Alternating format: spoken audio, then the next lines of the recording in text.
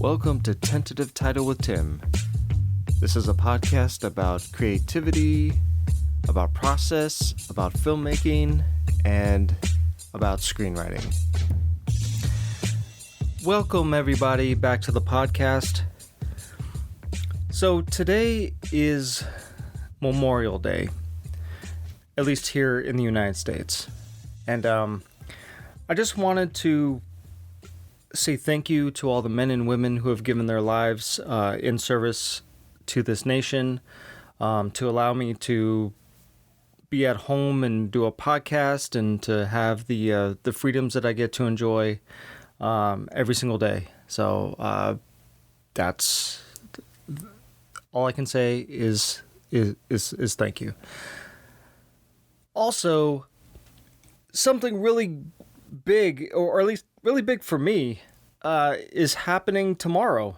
Or I guess you could say it's happening right now. And that is, I've been doing this podcast for a year. This podcast was started June 1st, 2020. And tomorrow is June 1st, 2021. So I've been doing this podcast for a year, and I can't believe it. The time has been going by so fast, and I just, every week I produce one of these and I put it out, and I hope everybody is loving these podcasts, and I appreciate those who listen every week. If you're new to the podcast, welcome. But yeah, I've been doing this for a year, so I think I'm more just dumbfounded at the fact that the time has gone by so fast, and the fact that I've been doing this every week consistently for a year. So party. I should pop some champagne or something. I don't know what to do. But anyway, just wanted to have a little a little kind of congratulations to myself? Sure, why not? Anyway, so what I really wanted to talk about today is this. Okay, it's more of a question that I pose to everybody out there. Are we stuck in terms of our entertainment? In terms of the stories that we see come out, especially on the big screen. Because I guess from my point of view, it looks like every single time I hear about a movie being announced, that it's some kind of reboot and some kind of remake.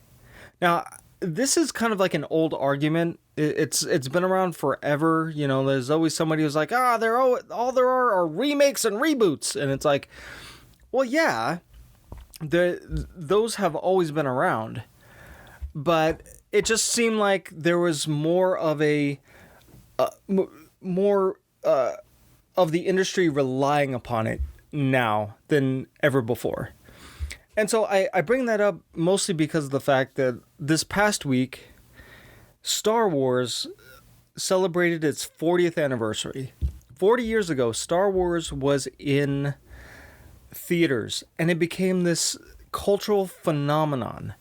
And I wasn't alive when the first one came out, but I was around for Return of the Jedi. And even that, I wasn't able to watch the entire movie because I was so young and I just fell asleep. But I remember sitting in the theater and having the John Williams score just blast through the speakers and seeing this crawl of words that I had no comprehension of what they were or what they meant. But I just remember seeing this hero, Luke Skywalker, rescuing his friends from the Sarlacc pit. And I was just like, oh my goodness, this is amazing. What is this? I love this. And I didn't really come to love it until a couple years later when I got to, watch the Empire Strikes Back and I got to watch the original Star Wars. But it's it's interesting because that film almost didn't get made. Like, nobody believed in it. George Lucas had so much trouble trying to get studios to have faith in the film. In fact, they actively bet against it, and now it became this big thing. And we got the original trilogy, the prequel trilogy, the sequel trilogy. We got like hundreds and upon thousands of books, like TV shows, you name it. Like it's all over the place. And will we ever have something like that again? I mean, I guess you could say that in a way, Marvel has kind of done that. They've cultivated an audience for 10 years, and so they kind of like built up this need for those kinds of stories, and that's great. But those were like based upon IP that has been cultivated over like decades, and so in a way there was already kind of a built-in audience. I mean, not to say that just because you slap Marvel on something that people were going to show up to it, especially like early on, when Iron Man came out. I think it took a lot of people by surprise. They didn't realize that it was going to be such a big hit, and it just sparked the Marvel cinematic universe. But now, because comic book movies are a big part of what draws audiences in, the studios are expecting to have billion-dollar movies. And that's not going to be the case with every movie, obviously. But it doesn't stop them from narrowing the field of stories that they want to tell, and the IP that they try to like make.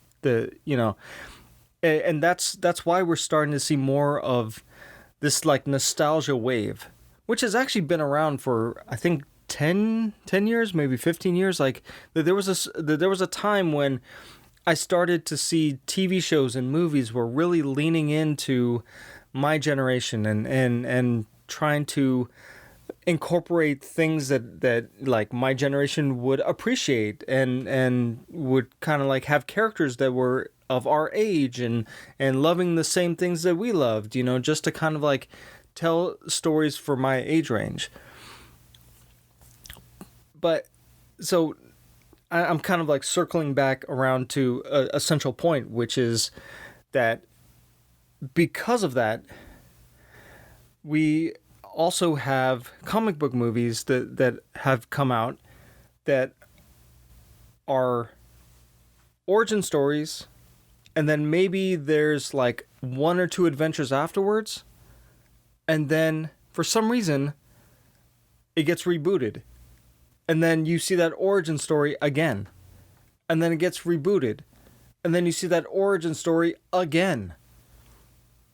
And you never actually get to see these characters grow and change and mature.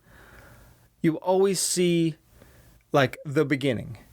You're always going back to the beginning. You're always trying to, like, see how that character was before they became the thing, the figure that you loved, the figure that they grew into.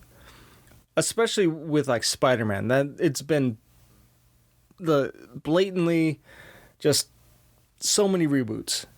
And even with the Hulk, there were like 3 movies where it was just like, oh, come on, like, just, we know his origin story. Do we really have to come back to it every movie?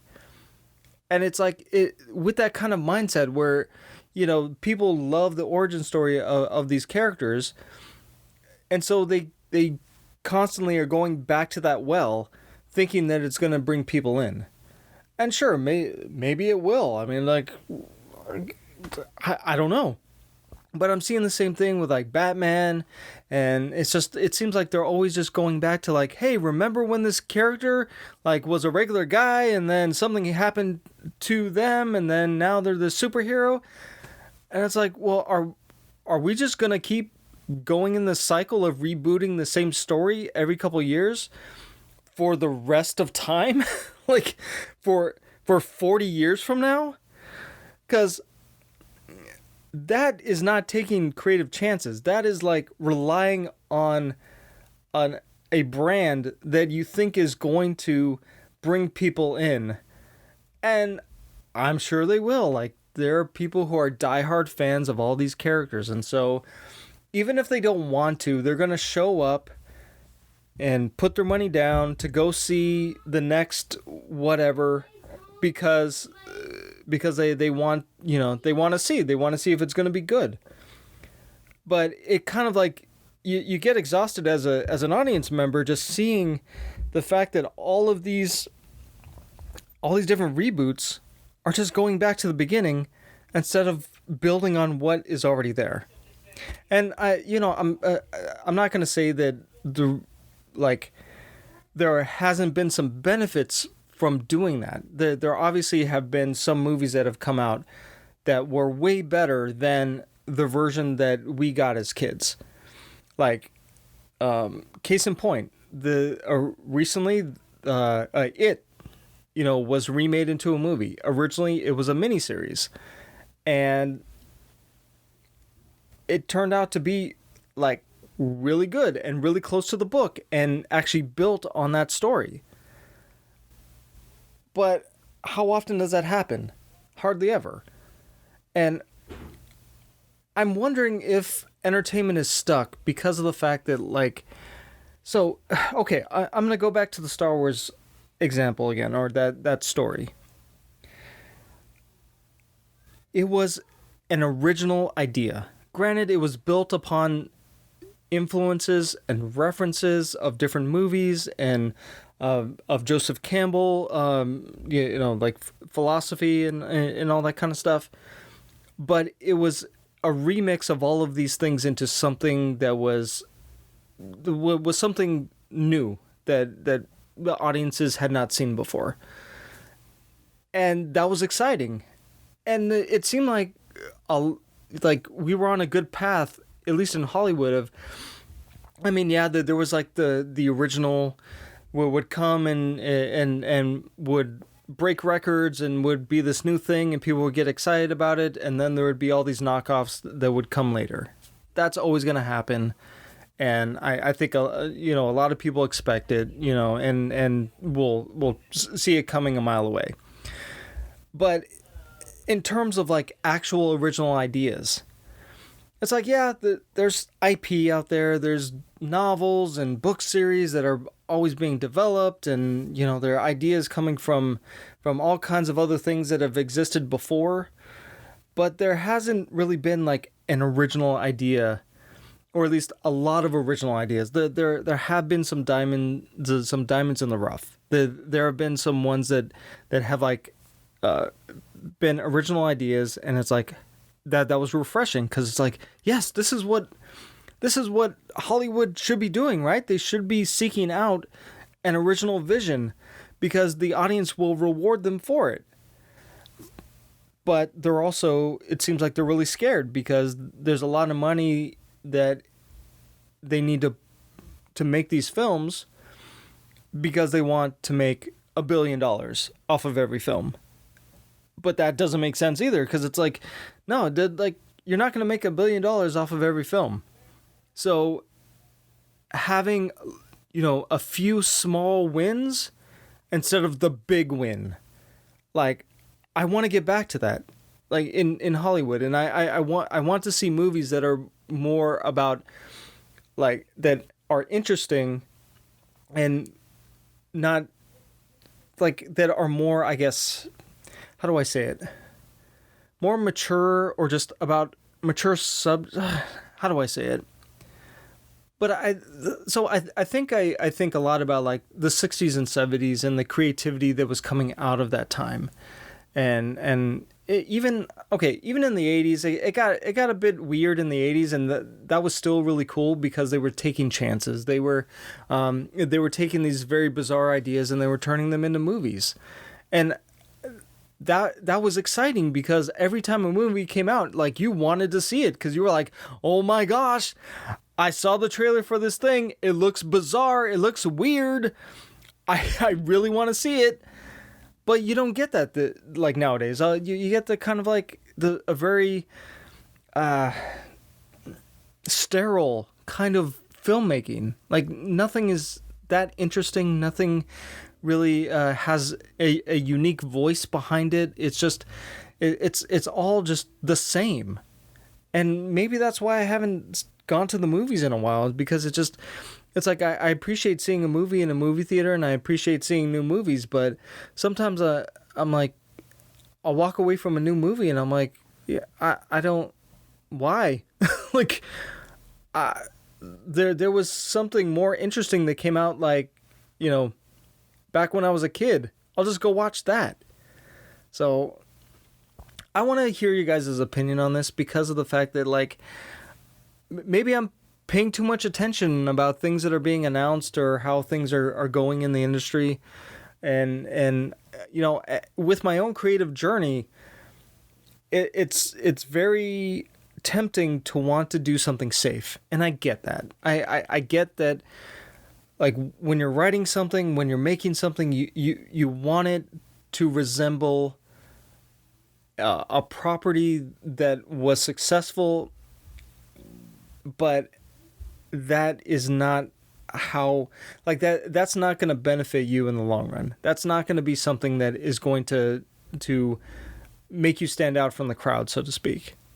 Like, you have to embrace your own ideas. You have to embrace the own way in which you want to make a film, because that's what the filmmakers of the 60s and 70s did. They had a unique vision about something, and that's why those movies are classics. That's why we keep coming back to them, because they did take chances. They did have interesting characters that were flawed, like really flawed, but you still watched anyway, because sometimes they won. Sometimes they, you know, you followed their journey and you understood humanity more than watching some, like, billion-dollar movie. You understand humanity more than watching, like, a Marvel movie or some, like, fad movie on Netflix. And, you know, not to say that, like, there aren't popcorn movies, there aren't movies that are bizarre and fun, because, you know, they are. Like, you go and you have fun, and you like, if it's a scary movie, you watch and you get scared. But even those, like, back in the day, there was, like, some kind of, like, there was a foundation of this understanding of human nature, even though it was a hyper realistic version of it. Like, there was still some truth in it. There was still something about, like, the world in it that kind of, like, you know, it kind of said something. But now, like, a lot of it just, it feels like we're afraid to show flaws in characters, because we're afraid that, like, those flaws are gonna make the characters weak. And it's like, no, flaws are good. Flaws are interesting. Flaws give the characters something to overcome.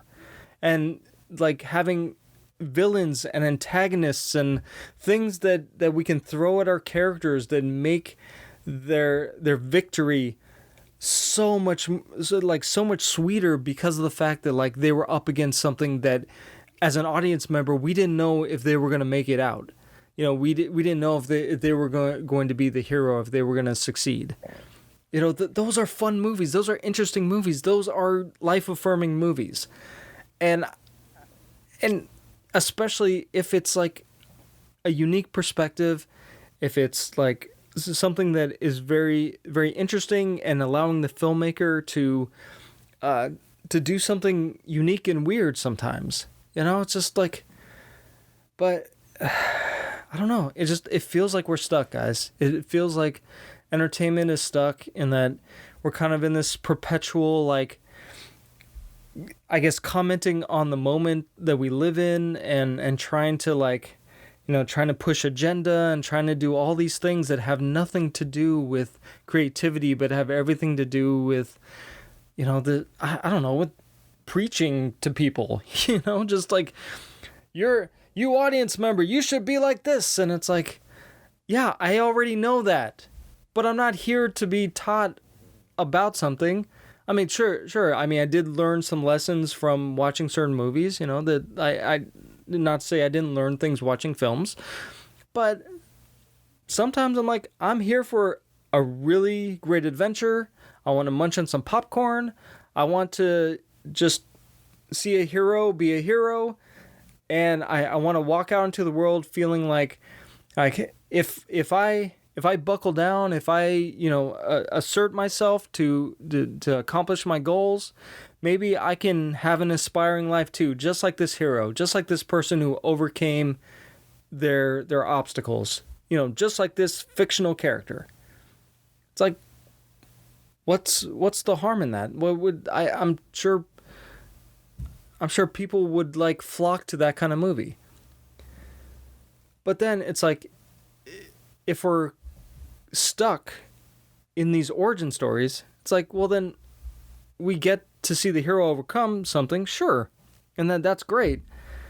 But if you're playing the long game, if this is a story that's supposed to be, multiple movies, it's like, you got to give us something. You got to give us a place that the character is going, instead of saying, well, it was their origin story was successful, so let's just keep doing that. Let's just keep making the origin story.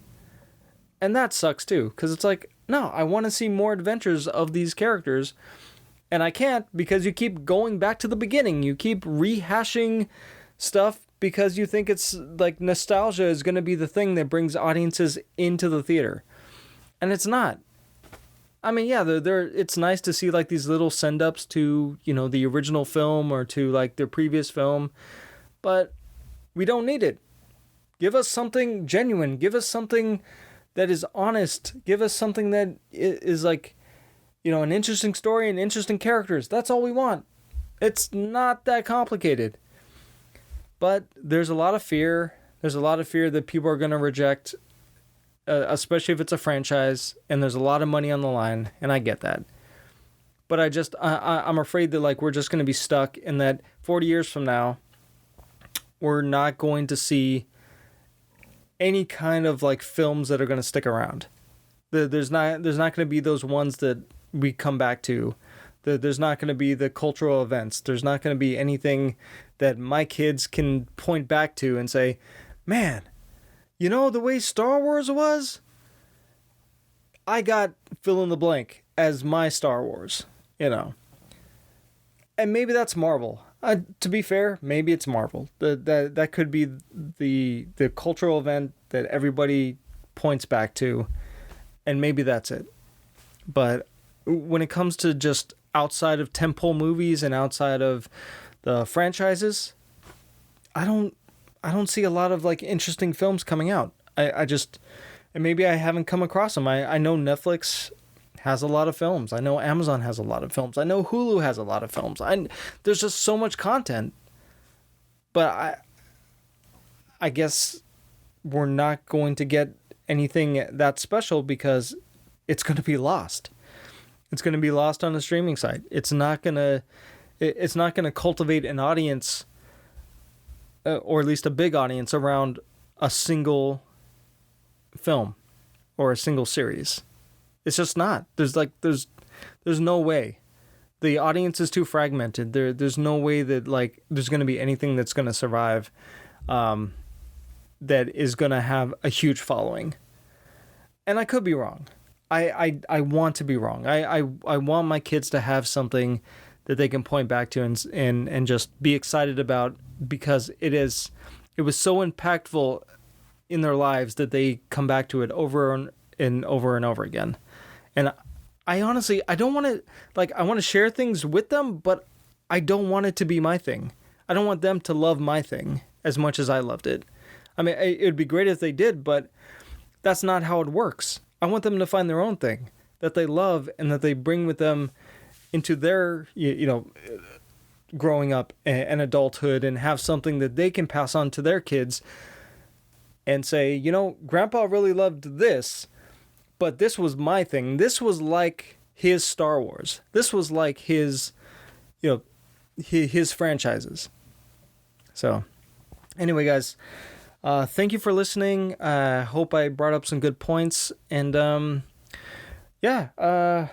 once again, thank you so much. And we're still in this pandemic, and I hope we're like wherever you are in the world that you know, you're doing well, you're being safe. That's all I can hope for. Is just please be safe. Please look out for one another. Please just be kind.